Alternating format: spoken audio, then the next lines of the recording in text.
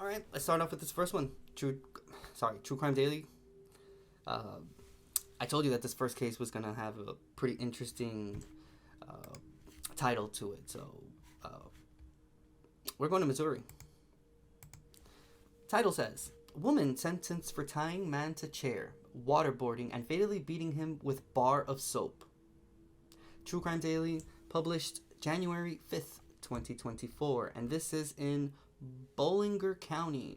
And it says, a woman pleaded guilty last month to beating a developmentally disabled man to death and leaving his body in a pond. Oh boy. The Bollinger County Sheriff's Office announced a judge sentenced Heather Watson to 25 years in prison after she entered the plea for the second-degree murder of Joshua Taylor. Her co-conspirator in the case, Joshua Proffer, was convicted of second-degree murder in November 2022. He is serving life in prison with the possibility of parole. On April 2nd, 2021, at 1:15 a.m., Bollinger County deputies received a call about an unresponsive male and responded to a home on Bollinger County Road 346. When they arrived, they found Taylor lying face up and partially submerged in a pond on the property. Deputies determined Taylor was deceased and noted he had bruises, abrasions, and other injuries on his face, as well as laceration marks on his forearm.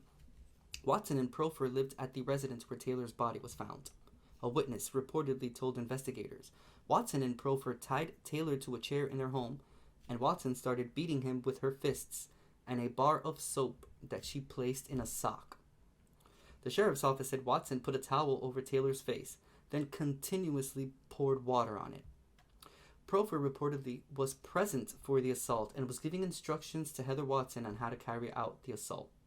After determining Taylor was dead, Proffer and Watson moved his body to the pond.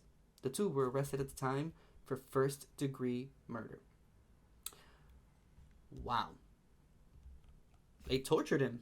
That's just complete and utter torture right there. It reminds me of that other case we read a few weeks ago about the three guys that mistakenly kidnapped the wrong person and waterboarded this guy just because they had made the mistake. Wow.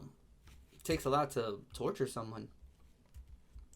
Also, shout out to True Crime Daily for updating their website, and now they have everything in a darker color as opposed to before that it was completely like a white background and it just got a little too bright. But now, dude, they added this black background to it. It looks phenomenal, even a little bit more eerie. So shout out to this website for doing this.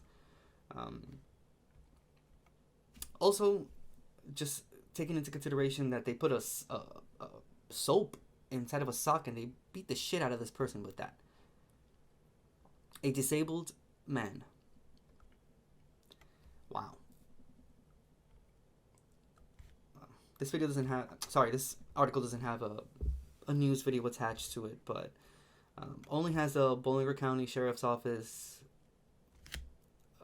whatever information they posted, which is same information that this website uses to create their articles. So we'll move on to the next one, but wow.